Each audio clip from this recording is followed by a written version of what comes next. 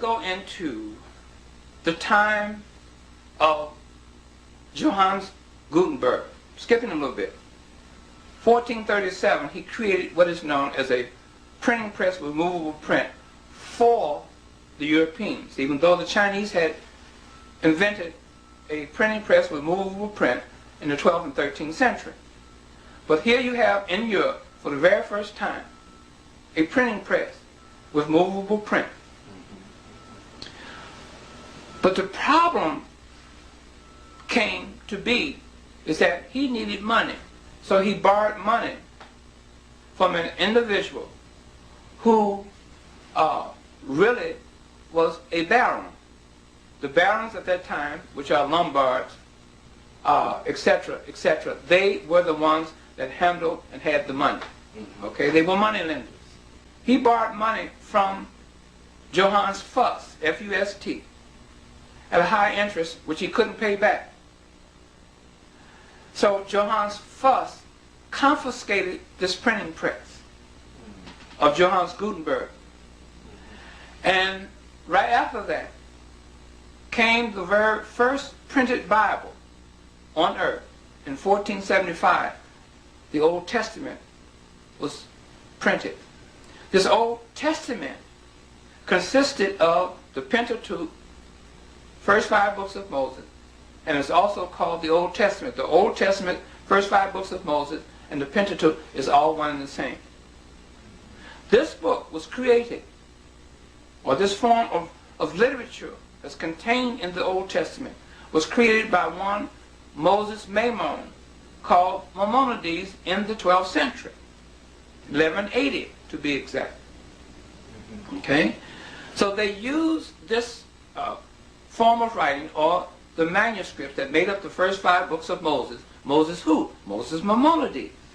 That's who created the book, but they will give you as an illusion the fact that this is the books of this Moses that's connected to the religion called Judaism.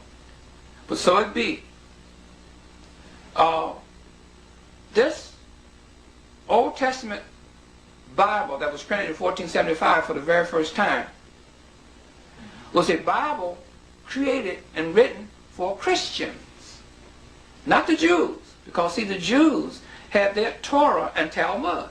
I don't want any of the listening audience who is looking at this video, this film, to think in their minds, even though they have been trained to think this, that Judaism is a BC religion. Judaism is not a BC religion.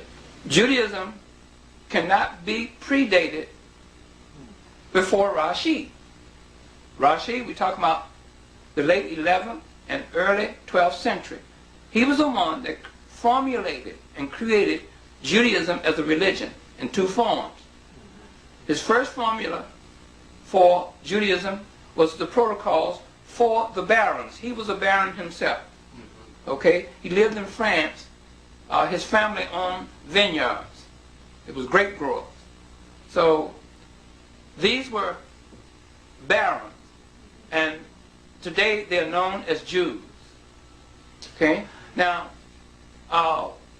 this formula for them was created by Rashi, which is the protocols of how a baron should act, how he should keep his money, how he should treat the people living in and around the mass people who living in the world today, or the masses of people living in the world today. How to treat them, how to interact with them, how to do business with them, etc., etc. Then the next formula that Rashi created was the formula for Judaism, the beginning formula for Judaism, because he wrote what is known as Sefer HaYasa literature. Sefer means books, Ha means of, and Yasa means books of the upright ones. Who are the upright ones? Abraham, Isaac, and Jacob. Those are your upright ones. That's what he wrote about. According to. See? Okay. Now, all this was created by Rashi. So you cannot put Judaism in BC time era. So Judaism is not a BC religion, and you cannot predate Judaism as a religion prior to Rashi. We're talking about the late 11th and early 12th century. Nor can you predate Judaism prior to the Crusades of 1096. You see? So now, here you have the barons in conflict with the Christians of Europe. You see?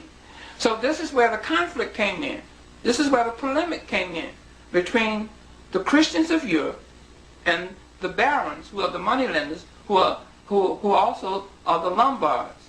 And if you go to England, you will go to a street called the Lombard Street, or Lombard Street. And that's where all your banking houses are today. Your lending institutions, the House of Rothschild, Solomon Brothers, etc., etc. That's where your money lending institutions are, right there today. That's just nothing but an offshot of these Lombards or barons, okay? But Western Christianity had a polemic going with these various barons through history, okay? And what happened when the first Bible was printed in 1475, which is called the Old Testament, that was written and created for Christians. Why? Because the Roman Catholic Church had taught their parishioners against the barons, against the moneylenders, against the Templars. You got to understand, Hebrewism come out of a religion called Judaism. Who created Judaism is one Rashi, 1080 to 1100, 20 years to create it. How did he create it? He created formulas for it. The formula for Judaism as a religion. Okay? And that formula was taught to a people known today in history as the Templars. You have to go back into the Crusades to learn about the Templars, etc. And they began to disseminate in a religious form the formulation or the form that Rashi created for a religion called Judaism. Judaism is not a BC religion, even though they teach the masses of people that Judaism was first, Christianity second. They said that this Jesus the Christ was a Jew first, and that after his death, supposedly in 30 AD, came what is known as Christianity. But they are saying that Jesus was a Jew, and they teach you that from Judaism and Christianity came Islam, or the Muslims, etc., etc. You see? Well, that's historically incorrect. The first of the three major Western religions is called Christianity in the New Testament. And the New Testament was written by a homosexual by the name of Desiderius Erasmus. Okay? He was commissioned by Pope Alexander VI in 1500 to write something on the object of Christianity. The object of Christianity is Jesus the Christ. So what he did, after 16 years of formulating his writings, he came out with what is known as the Synoptic Gospels, or the three Gospels, or the three manuscripts, which is consisting of Mark, Matthew, and Luke. They always tell you that John came later. That's true. So he came out with the Synoptic Gospel, or the Old Testament, the New Testament, but it was called in 1516 the Novum Instrumentum. 1519 they changed it to the Novum Testamentum. 1535 they changed it to the New Testament. Now Erasmus, Desiderius Erasmus, was a European playwright who was an ex-Roman Catholic priest. Okay? And he came out for the very first time with the creation of what we know today as a New Testament. And then he went on and added 6 more other books to the New Testament, of the Novum Instrumentum, which is 1 and 2 Peter, 1 and 2 Corinthians, Galatians, and Epistles to the Romans. Those are his 6 manuscripts. So he had 9 manuscripts that made up the New Testament. This is history. Okay? So, once you understand that the Old Testament and was written and came out of the religion called Judaism, and the New Testament was created separately, independent of the Old Testament, by one Desiderius Erasmus, for the Roman Catholic Church. And it was put under one cover for the very first time by a man by the name of Jacobs van Liesveld in 1527. See, I'm giving you a lot of history that no one else is giving you. 1527 is when they put the Old and the New Testament under one book. Okay, under one cover. That was done by Jacobs van Liesveld, a Swedish theologian. And then in 1535, Martin Luther put the Old and the New Testament under one cover also. Let's go back during the creation of the King James Version that came out in 1611. A group of theologians led by Lancelot Andrewes created what is known as the King James Version.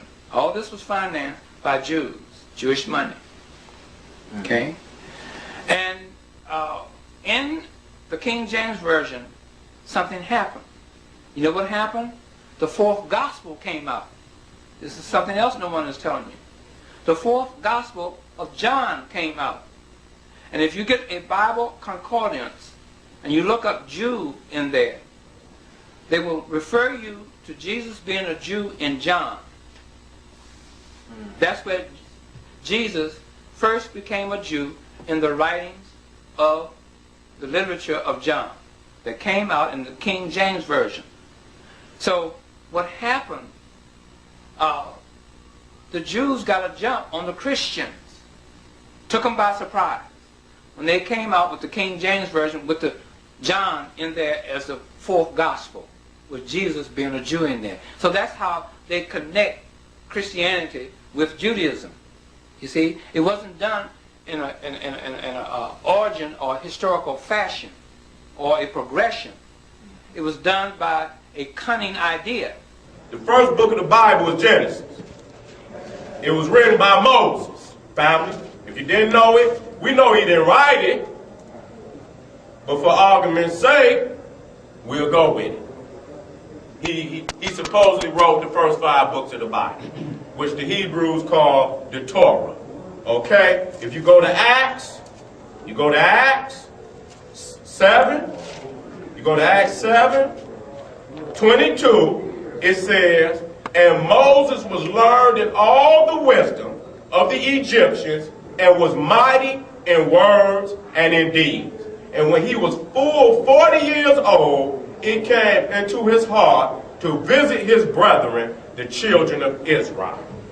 Okay then, that man was 40 years old before he even recognized anything about being a goddamn Hebrew. Okay? Now the motherfucker, it said that the man was learned in all the wisdom of the Egyptian. Damn, that don't leave out nothing. So all the things that I'm showing you, they knew when they came into Africa. They didn't have no books until Genesis. A lot of people, they like to go in church and tell you this the oldest book in the world. That's a goddamn lie. You got a white Jesus. You got an Arab Allah. You got God's handing goddamn tablets up out the sky. How many more y'all want me to show? Every time you look it up, we land on it. That's across the board. Jesus and John. Jesus is a fag, y'all. I'm just here to let you know. And you can paint his ass black. Ain't no black Jesus. That's a song. Ain't no Jesus. Don't come here talking about the black Jesus. Ain't no Jesus. Ain't no Yeshua. None of that. They just doing that shit to make you feel good. The so-called black is a song. They raped a song and brought on Jesus. So ain't no black Jesus. Even if he black, still no manuscripts on him. He's in the same damn position as a white Jesus. There is no manuscripts on Jesus outside of those 4 gospels. It's some other shit, but it come much later. It come much later. These books are just yesterday. Hell is not a place you go if you're not a Christian. It's the failure of your life's greatest ambition. It's a bad decision to blindly follow any religion.